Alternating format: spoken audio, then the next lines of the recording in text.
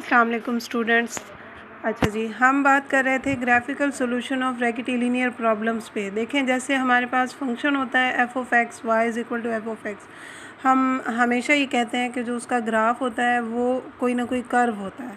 तो जब हम उस कर्व के ऊपर डेरिवेटिव लेते हैं तो हमने ये ज्योमेट्रिकल मीनिंग ऑफ डेरिवेटिव में पढ़ा था कि ग्राफ पे कर्व पे function y is equal to f of x जो कर्व है उसके कर्व पे जिस पॉइंट पे हम डेरिवेटिव ले रहे होते हैं वो उस पॉइंट पे जो टेंजेंट लाइन होती है कर्व पे उसकी स्लोप के इक्वल होता है derivative dy over dx is equal to m। और इसी तरह जब हम किसी function y is equal to f of x को इंटीग्रेट करते हैं तो हमने इंटीग्रेशन की ज्योमेट्रिकल मीनिंग में या उसकी डिस्क्रिप्शन में पढ़ा था कि जो एरिया अंडर द कर्व होता है वो उसका इंटीग्रल के इक्वल होता है।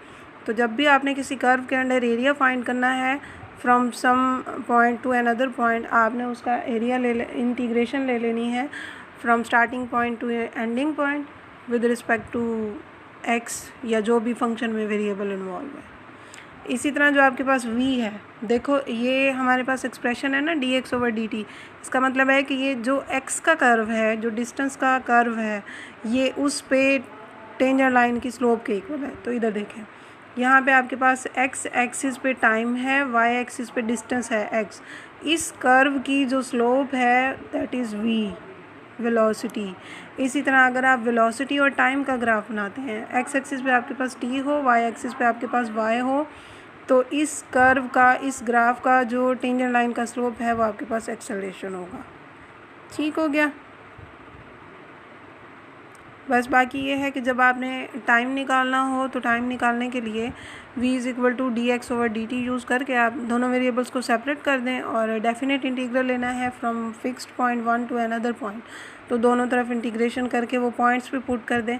इस तरह आपके पास slope of velocity time curve आ जाएगी t2 माइनस t1।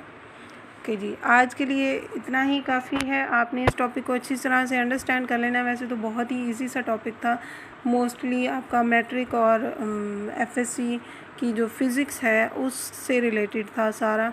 तो जिन बच्चों की ऑलरेडी फ़िज़िक्स है, मैथ्स भी वाले सारे स्टूडेंट्स की फ़िज़िक्स ही है, तो उनके लिए तो आई थिंक ये कोई इसमें प्रॉब्लम नहीं होगा।